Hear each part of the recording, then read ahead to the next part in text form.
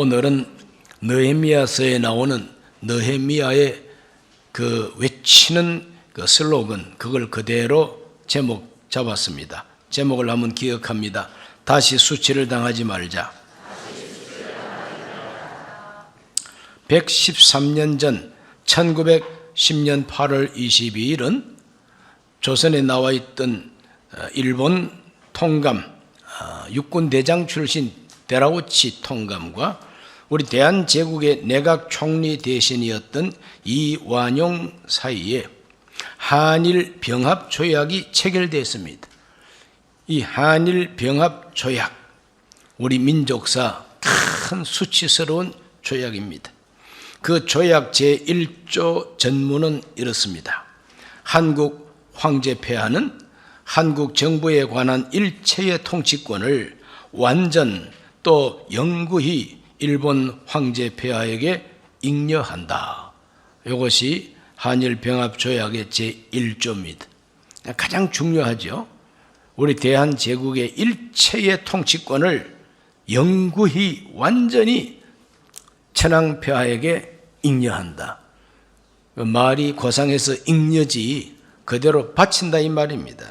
나라를 바쳤습니다. 그래서 8월 22일에 체결을 하고 일주일 기다렸다가 8월 29일에 순종이 이걸 공포를 하게 됩니다. 공포하는 그 순간부터 그는 황제가 아니고, 공포한 그날부터 대한제국은 역사에서 소멸됐습니다. 일본 제국에 편성되어 버리고 말았습니다. 그래서 그날을 가리켜서 경술국치일이라 그럽니다.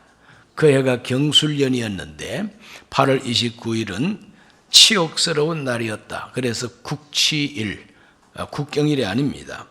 그로부터 35년 후 1945년 8월 15일 우리 황제가 완전히 바쳤던 이 나라를 일본이 더 이상 붙들고 있을 수가 없습니다. 왜? 일본 황제의 권세가 영구하지 못하기 때문이죠. 일본보다 더 강력한 미국 앞에 일본 천황은 항복하게 되었고, 우리 한국은 해방을 맞이할 수가 있게 됐습니다.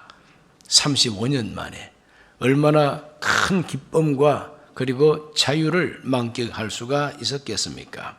해마다 우리는 8월 달이 되면은 그 일제로부터 해방된 것을 경축하는 광복절 기념식을 성대하게 치르고 있습니다. 올해도 그랬습니다. 그러나 해방만을 기념할 것이 아니라 나라를 바쳤던 국치일, 8월 29일 국치일, 이날도 기억해야 마땅합니다. 미국의 철학자 조지 산타야나가 이런 말을 남겼습니다. 역사 속에서 배우지 못하면 같은 역사를 되풀이할 수밖에 없다 그랬어요.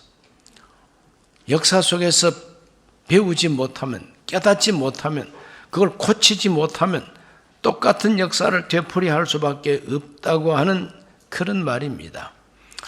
이 말이 우리 눈에 아주 재미있게 비춰지는 모습은 다람쥐가 채바퀴 도는 모습인 것입니다. 다람쥐는 지금도 채바퀴 얹어놓으면 잘도 돌아갑니다. 도토리 따먹고 근육에 힘 올려가지고 달립니다. 아주 달립니다. 여름철 더울 때는 아마 땀나니까 덜 달리겠죠. 시원한 가을에 도토리 먹고 힘 올린 다람쥐는 잘도 달립니다. 왜 달립니까? 왜 달리는지도 모르고 달립니다. 왜 달리는지 모르고 달리니까 채바퀴 위에서 배우지도 못했고 깨닫지 못했기 때문에 달리고 있는 겁니다. 그러니까 다람쥐지. 다람쥐가 채바퀴 위에서 돌다가 내가 왜 돌아야 하지? 내가 왜 달려야 하지? 누가 나보고 달려라 했을까? 목표 지점은 어딘가? 이런 걸 생각하고 아무 의미 없이 내가 왜 달려? 하고 채바퀴에서 뛰어내려오면은 그 시간부터 그 다람쥐는 다람쥐가 아닙니다. 아주 위대한 한 생물체가 되는 거죠. 하나님이 지으신 이 세상의 많은 동물 가운데 시간과 날짜에 대한 의미를 체크하고 그래서 기념하고 역사 속에서 깨우침을 받고 자기를 반성할 수 있는 존재는 사람밖에 없습니다. 그러니까 하나님의 형상대로 창조된 인간이라 하는 것이죠. 지금부터 113년 전에 나라를 완전히 일본에게 바쳐버렸던 치욕스러운 국치1을 우리가 돌아오는 화요일 날 29일을 맞이합니다. 이와 같은 의미가 참 심장한 때에 우리가 아무 배움도 깨달음도 없이 그냥 그날이 그날처럼 넘어가면 쳇바퀴 위에서 돌아가는 다람쥐하고 뭐가 다를 바가 있습니까? 오늘 읽은 이 느헤미야서의 느헤미야는 자기 동족들에게 외쳤습니다. 자기의 꿈과 비전을 외치고 슬로건으로 외칩니다. 느헤미야서 2장 17절은 이렇게 말합니다. 후에 그들에게 이르기를 우리가 당한 곤경은 너희도 보고 있는 바라. 예루살렘이 황폐하고 성문이 불탔으니 자 예루살렘 성을 건축하여 다시 수치를 당하지 말자 그랬습니다. 다시는 수치를 당하지 말자. 느헤미야가 이 말을 외쳤을 때는 이 유다 사람들이 저 바벨론으로부터 해방된 지가 90년이 넘었을 때입니다. 꽤 오래됐죠. 해방된 지 90년이 넘었습니다. 해방된 지 한 20년 만에 성전은 건축했지만 그 이후에 무너진 예루살렘 성을 다시 건축하지는 못했습니다. 그러다 보니까 주변에 있는 다른 부족들에 의해서 공격을 당하고 수모를 당하고 수치를 당하고 능욕을 당하고 곤경에 빠졌다는 것을 말하고 있습니다. 우리가 지금 이 곤경을 당하고 있는 것은 예루살렘 성이 무너져 있는 상태 그대로 있기 때문이다. 그러므로 이 무너진 예루살렘 성을 다시 건축해가지고 다시 수치를 당하지 말자 이렇게 외치는 것이 느헤미야의 비전이요 그의 비전 선포인 것입니다. 백성들이 이 소리를 듣고 그 마음에 감동을 받았습니다. 그렇다. 새로 부임해 오신 총독 느헤미야의 말씀처럼 예루살렘 성이 이렇게 불탄 채로 무너진 채로 있으니까 우리가 이 곤경을 당하는 것이 아니냐. 모두가 힘을 내자. 그래서 모두가 힘을 내고 연합해가지고 2달도 못 되어가지고 그 예루살렘 성벽을 다시 쌓아 올리고 성문을 달고 그래서 수치를 당하지 않는 도시가 됐다고 하는 이야기가 느헤미야서의 줄거리인 것입니다.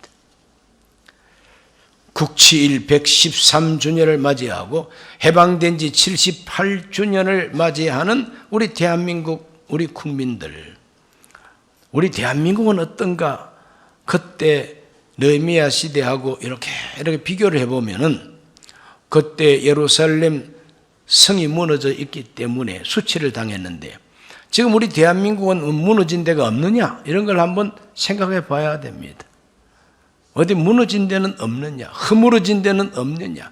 대한민국이라고 하는 이 성이 허물어진 채로 아직까지 다시 쌓지를 못하고 있는 건 무엇인가?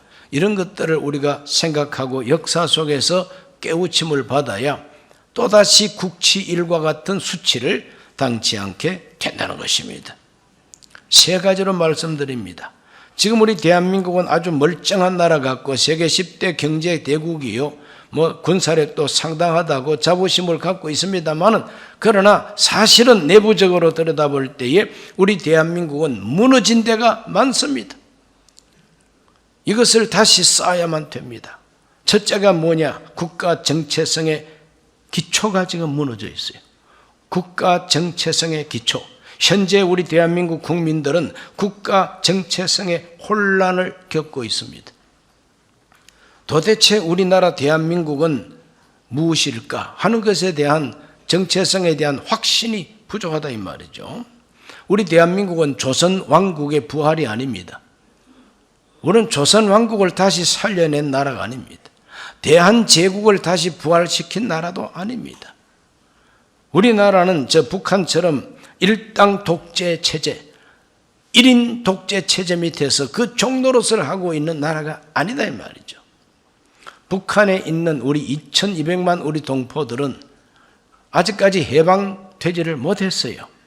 일본으로부터는 해방이 됐지만 해방되고 난 다음에 또 다른 사람의 종이 되어 있습니다. 김씨 집안의 노비가 이씨 집안의 노비가 된 거하고 같습니다. 미국으로 말할 것 같으면은 스미스 집안의 노예가 로버트 집안의 노예로 팔려간 거나 마찬가지죠. 1945년 8월 15일 해방은 받았지만 소련군이 들어와 가지고 위성국가로 만들어 가지고 김일성의 종이 되도록 만들어버리고 말았습니다. 그리고 지금도 우리 북한 주민들은 북한 공산당 그리고 그 일당 독재 체제와 거기서 최고 지도자 수령 밑에 종노릇을 하고 있으니 해방된 사람들이 아닌 거죠. 그러나 우리 대한민국은 틀립니다. 해방되고 3년 만에 자유민주, 법치, 인권, 시장 경제 국가로 든든하게 세웠습니다. 그래서 개개인이 자유를 누립니다. 거주 이전의 자유.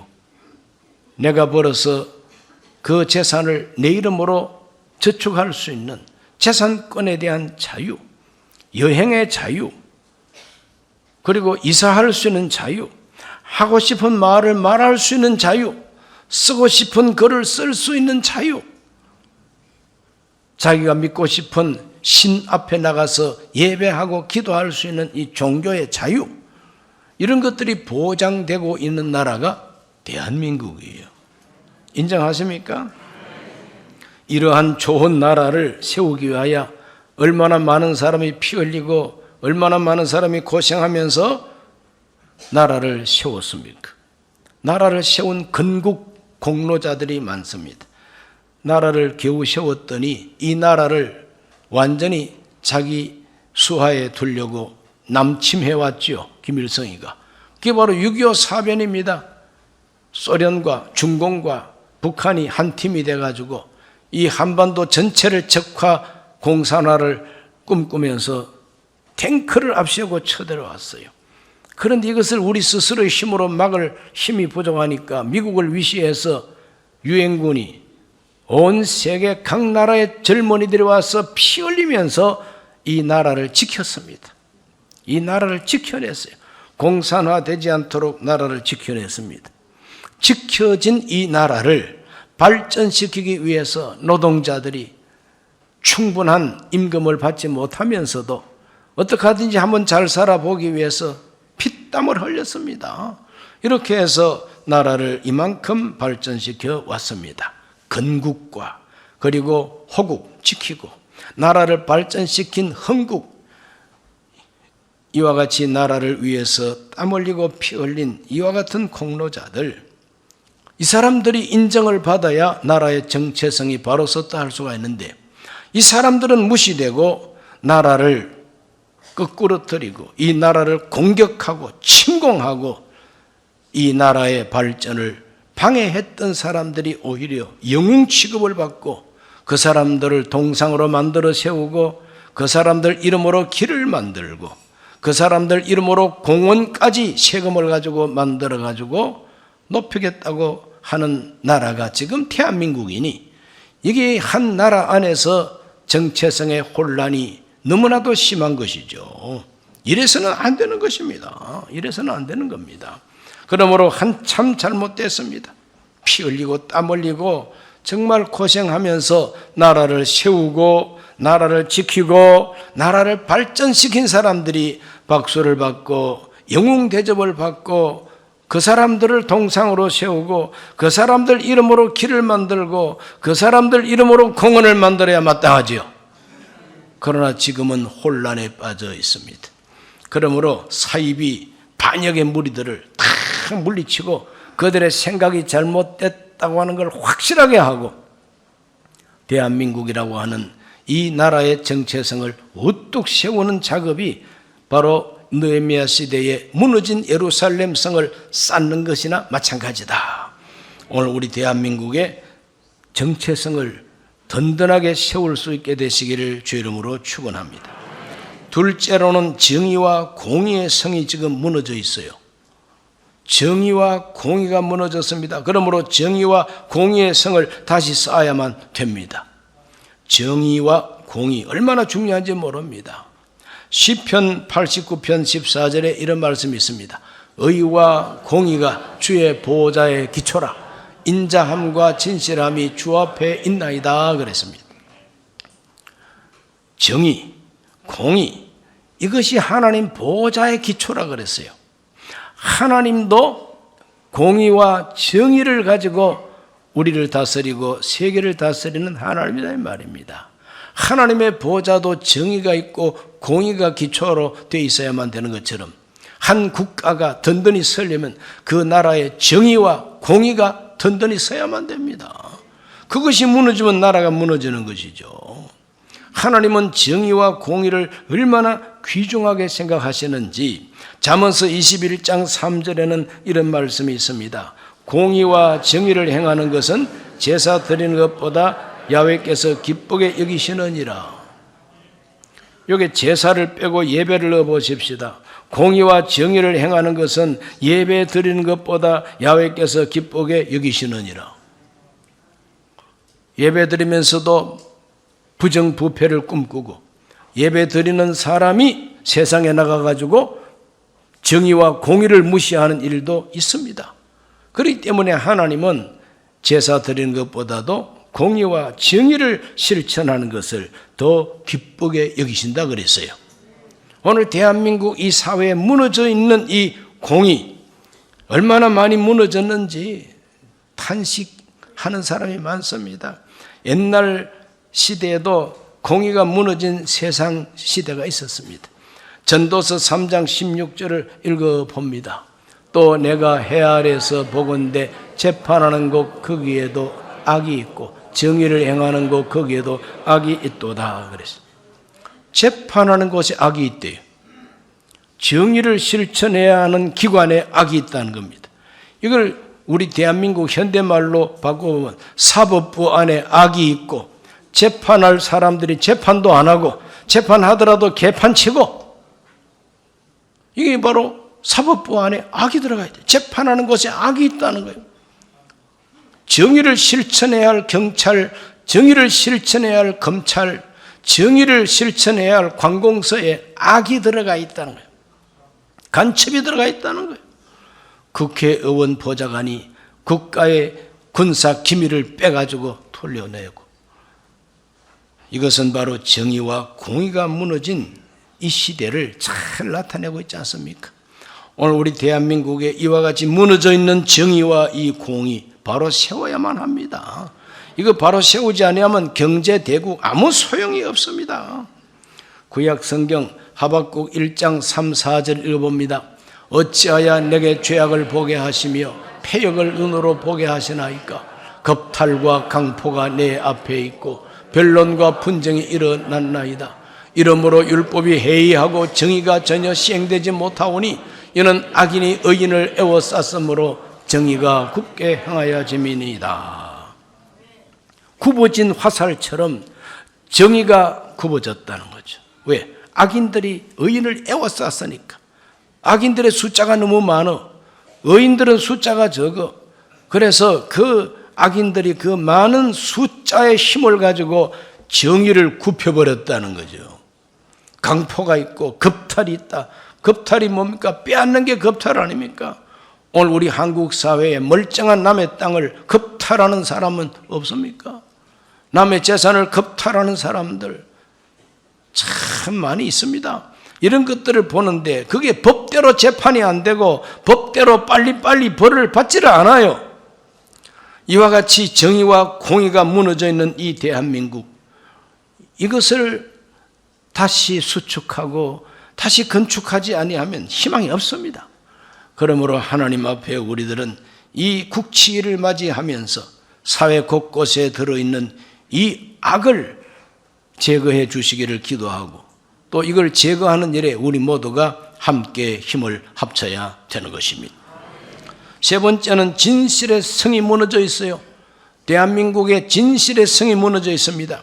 한국인들이 얼마나 거짓말을 잘하고 많이 하는지 뻔뻔하게 거짓말을 합니다. 개인이 거짓말하는 것도 악한 일이지만 지도청 인사들이 거짓말을 합니다. 단체로 거짓말을 합니다. 공공기관이 거짓말을 합니다. 방송국이 거짓말 방송을 해야 됩니다. 기자들이 거짓말 기사를 써야 됩니다. 거짓말 뉴스를 내보냅니다. 논평하는 학자들이 모여서 하는 말이 거짓의 기초를 두고 논평을 합니다. 그걸 가지고 국민들을 속입니다. 사기칩니다. 그걸 가지고 국민을 선동합니다. 얼마나 악한 일인지 모릅니다. 이 모든 거짓은 마귀가 그 시초가 된다고 예수님께서 요한복음 8장 44절에서 말씀하고 있습니다. 너희는 너희 아비 마귀에게서 났으니 너희 아비의 욕심대로 너희도 행하고자 하느니라. 그는 처음부터 살인한 자요 진리가 그 속에 없으므로 진리에 서지 못하고 거짓을 말할 때마다 제 것으로 말하나니 이는 그가 거짓말쟁이요 거짓의 아비가 되었음이라. 마귀는 처음부터 거짓말쟁이, 마귀는 처음부터 살인자예요. 그래서 그 마귀의 생각대로 움직이는 그 유대 종교 지도자들을 보고 너희의 아비는 마귀라 그랬습니다. 그러면 마귀의 자식들이죠. 그 마귀의 자식들인데 그 자식자를 빼고 새끼를 넣으면 마귀 새끼가 되는 거 아닙니까? 오늘 우리들은 정말 진실이 빠져버린 이 세상, 마귀의 자식들이 설치고 있다는 것을 눈으로 보고 있습니다. 마귀가 설치는 곳에는 거짓말이 난무하고 마귀가 설치는 곳에는 살인극이 펼쳐집니다. 그러므로 걸핏하면 자살하고 걸핏하면 죽고, 그게 정말 죽고 싶어 죽었을까? 누가 죽여놓고 자살로 위장하지는 않았을까? 세상이 이렇게 진실의 성이 무너지니까 온갖 이상한 인간들이 나타나서 그냥 칼부림을 하고 애꿎은 사람 죽이고 이렇습니다. 이것이 오늘 우리 대한민국의 실상입니다. 그러므로 민족의, 나라의 정체성이 지금 무너져 있고 공의와 정의가 무너져 있고 진실이 무너져 있는 대한민국, 10대 경제대국 아무 소용없어요. 하루아침에 무너집니다. 그러므로 하나님 앞에 우리들은 이 국치를 맞이하면서 느헤미야처럼 다시 성을 쌓자, 예루살렘 성을 다시 쌓자, 그래서 다시는 수치를 당하지 말자고 하는 정말 그 옛날에 이 아름다운 메시지가 오늘 우리에게는 현실로 다가오는 것입니다. 누가 쌓을 것인가? 누가 쌓을 것인가? 고양이 목에 누가 방울을 달 것인가 하는 우화도 있습니다. 그렇습니다. 누가 무너진 것을 쌓을 수가 있을까? 느헤미야처럼 동족의 아픔을 내 것으로 알고 눈물로 기도하고 금식하고 그리고 자기의 부귀영화를 버리고 자기 동족들의 행복을 위해서 헌신하는 지도자들이 나와야 되는 것이죠. 그런 좋은 지도자가 좋은 슬로건을 내밀고 비전을 제시하면, 자, 우리가 함께 힘을 합하자. 그래서 그 지도자 중심으로 힘을 합하고 성을 쌓는 백성들이 얼마나 위대합니까? 그러므로 느헤미야의 비전을 성취했던 백성들, 참 위대한 백성들이죠. 2달도 못 돼서 성을 쌓았다는 겁니다. 이사야 선지자는 장차 성을 다시 쌓고 무너진 데를 다시 수리할 사람들에 대한 애언의 말씀을 주셨어요. 이사야 61장 4절 말씀, 그들은 오래 황폐하였던 곳을 다시 쌓을 것이며 옛부터 무너진 곳을 다시 일으킬 것이며 황폐한 성읍 곧 대대로 무너져 있던 것들을 중수할 것이며 그랬어요. 황폐하였던 곳을 다시 쌓을 것이다. 옛날부터 무너져 있던 곳을 다시 일으킬 것이다. 황폐한 성읍을, 대대로 무너져 있던 그 성읍을 다시 고칠 것이다. 그런 사람이 누구냐? 그들이 누구냐? 하나님의 성령의 기름 부음을 받고 복음을 듣고 변화된 사람들. 문맥상 그렇습니다. 주 야훼의 영이 내게 내리셨으니 야훼께서 내게 기름을 부어서 가난한 자에게 아름다운 소식을 전하게 하려 하심이라. 나사렛 예수께서 이 말씀을 자기한테 적용했어요. 그러므로 기름 부음을 받은 메시아 예수 그리스도의 구원을 받은 사람들이 황폐한 것을 다시 쌓는 사람이 된다고 이사야가 예언하고 있으니 오늘 크리스찬들이 바로 이 사람들이다 이 말이죠. 저와 여러분 모두가 다 황폐한 것을 다시 쌓는 사람들 되기를 주의 이름으로 축원합니다. 이사야 58장 12절에 이런 말씀이 있습니다. 너에게서 날 자들이 오래 황폐된 것들을 다시 세울 것이며 너는 역대 파괴된 기초를 쌓으리니 너를 일컬어 무너진 데를 보수하는 자라 할 것이며 길을 수축하여 그할 곳이 되게 하는 자라 하리라.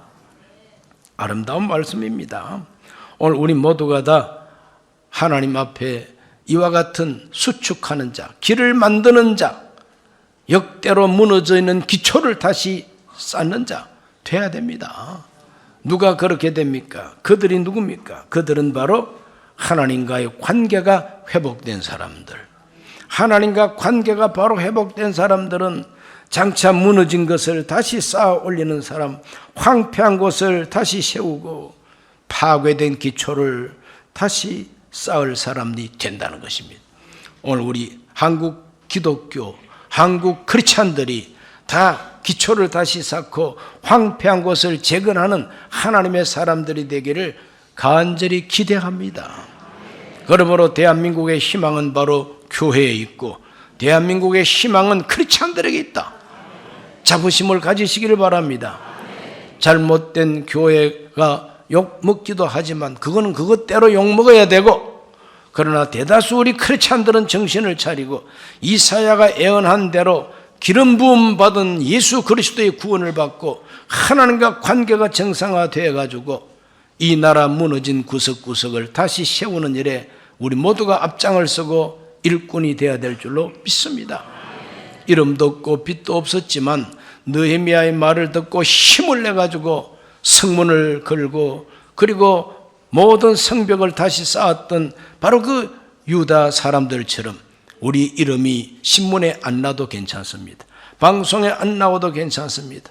모두가 나라를 다시 든든히 세우는 일에 협력하고 협조하고 참여하고 일꾼되고 기도하고 땀 흘리고 이렇게 할 때에 하나님께서는 이 나라를 든든한 성으로 세워주실 줄로 믿습니다. 기도합니다. 하나님 아버지, 오늘 우리 모든 성도들은 국치일 113주년을 맞이하면서 다시 수치를 당하지 말자고 하는 느헤미야의 외침을 우리에게 적용시킵니다. 대한민국 참 겉으로 볼 때 근사한 나라가 됐습니다. 그러나 속으로 들여다보니 정체성이 흔들리고 정의와 공의가 무너져 있으며 진실이 무너져 있습니다. 아버지, 거짓이 판을 치고 아버지 하나님, 나라를 도륙하려고 했던 사람들이 영웅 취급을 받고 있는 이 부조리를 봅니다. 하나님 아버지, 이 나라 다시 세워 주옵소서. 무너진 곳을 다시 수축하여 주시옵시고 하나님 앞에 영광 돌리는 든든한 성이 되게 해 주옵소서. 예수님 이름으로 기도하옵나이다. 아멘. 잠시 고개 숙입니다. 오늘 처음 교회 나오신 분이 계시면 그 자리에 조용히 일어나셔서 예수님 영접하고 하나님 자녀가 되시기를 바랍니다. 이 기도를 함께 하시기 바랍니다. 하나님 아버지, 저는 죄인입니다. 어디에서 와서 왜 살며 어디로 가는지 알지 못하고 죄 가운데 살았습니다. 저의 죄를 위하여 십자가에서 죽으시고 부활하신 예수님을 제 구주로 모셔드립니다. 저는 하나님 자녀가 되었습니다. 지금부터 영원토록 주님과 함께 살겠습니다. 예수님 이름으로 기도드립니다. 아멘.